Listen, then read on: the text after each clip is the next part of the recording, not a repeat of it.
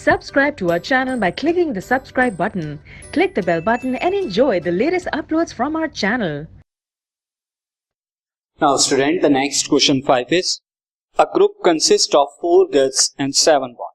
एक ग्रुप है जिसमें 4 गर्ल्स और 7 बॉयज है. In how many ways can a team of 5 member be selected? कितने तरीके से एक 5 मेंबर की टीम सिलेक्ट की जा सकती है if the team has at least 1 boy and 1. अगर टीम में कम से कम एक बॉय और कम से कम एक लड़की, यानी एटलीस्ट 1 boy and 1 girl. यहाँ पर जो टोटल हमें यहाँ पर ग्रुप दिया हुआ है, सिंस स्टूडेंट यहाँ पर जो हमें गिवन है, हमें जो एक ग्रुप दिया हुआ है, the group consist of 4 girls and 7 boys. 4 girls and 7 boys हमें दिया है. अब यहाँ से 5 मेंबर हमें बाहर करने हैं टीम के लिए. इस 5 मेंबर में क्या होना चाहिए? एटलीस्ट 1 बॉय एंड 1 गर्ल, कम से कम एक लड़की और एक लड़का होना चाहिए.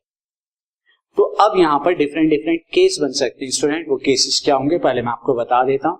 अब यहाँ मैं बॉयज को ले लेता हूँ, यहाँ गर्ल्स को ले लेता हूँ. सो फर्स्ट केस में अगर मैं 1 बॉय लूं, क्योंकि एटलीस्ट 1 बॉय तो लेना ही है, तो बाकी 4 गर्ल्स लेनी होंगी. सेकेंड केस में अगर 2 बॉयज ले लेता हूं तो मुझे कितना लेना पड़ेगा? 3 गर्ल्स. थर्ड केस में अगर मैं 3 बॉय ले लेता हूं तो मुझे 2 गर्ल्स. और अगर 4 केस में मैं 4 बॉय ले लेता हूं तो 1. नाउ मैं 5 बॉय नहीं ले सकते क्योंकि एटलीस्ट 1 गर्ल तो चाहिए ही जाए. Now since student total number of such team जो टीम मुझे सिलेक्ट करनी है कैसे? बॉयज कितने total? Now since boys is 7 and girls is 4. तो फर्स्ट केस, अगर मैं फर्स्ट केस लूं, ये सारे और में आएंगे क्योंकि फर्स्ट भी ले सकते हैं और सेकंड भी और थर्ड भी और फोर्थ भी, और इन सब के बीच में हम अलग अलग केसेस के बीच में प्लस का साइन लगाएंगे और के लिए. नाउ फर्स्ट अगर मैं 7 में से 1 बॉय को सिलेक्ट करता हूं तो 7C1 एंड 4 में से 4 गर्ल्स को सिलेक्ट करता हूं तो 4C4.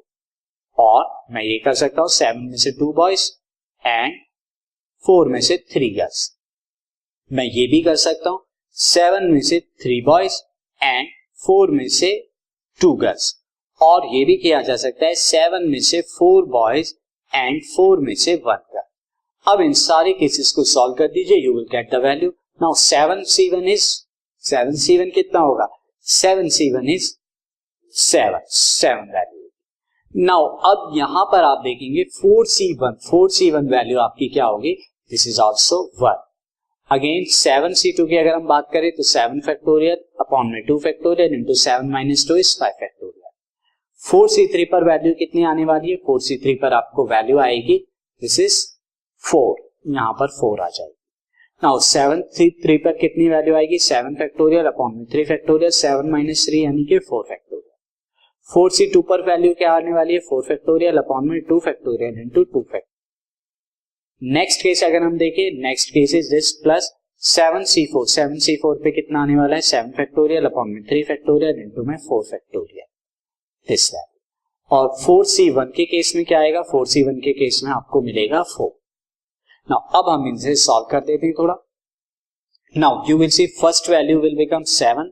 सेकेंड वैल्यू अगर हम देखें तो सेकेंड वैल्यू पे 2 फैक्टोरियल इज 2, तो 2 को अगर मैं 4 से करूं आ जाएगा 2. नाउ ऊपर कितना है? 7 इंटू 6 इंटू 5 फैक्टोरियल लिखा जा सकता है, तो ये अगर मैं काटूं तो 7 इंटू 6 आएगा. नाउ 7 इंटू 6 कितना होता है student? 7 into 6 is 42 and 42 into 2 is 84, so this will become 84. Next अगर हम देखें यहाँ पर 2 फैक्टोरियल से मैं 4 फैक्टोरियल को डिवाइड करूंगा तो कितना आएगा? 4 इंटू 3 ये बचेगा क्योंकि 4 इंटू 3 इंटू 2 फैक्टोरियल होगा 4 फैक्टोरियल. 2 फैक्टोरियल 2 होता है, 2 से डिवाइड करूंगा तो आ जाएगा 2 3 जा 6.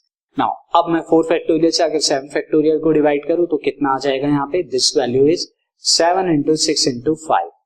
और 3 फैक्टोरियल क्या होता है? 6, तो 6 से ये cancel out. Now 7 into 5 into 2, 7 into 5 35 into 2 70 and 70 into 3 210 ये आया. नाउ यहां पर आप अगर देखिए 4 फैक्टोरियल से अगर आप 7 फैक्टोरियल को डिवाइड करेंगे you will get 7 into 6 into 5. Now 3 factorial is 6 होता है, तो 6 से 6 cancel out. 7 into 5 is 35 into 4 कितना हो जाएगा? 140. अब इन्हें ऐड कर दीजिए तो you will get this first 7 and 4 11 1 carry 1 यहां पर हो जाएगा 5 6 6 and 8 14, 14 का 4, again carry 1, 1 and 1 2, 2 and 2, so this is 4 4 1, 4 4 1 such teams हमारी फॉर्म से.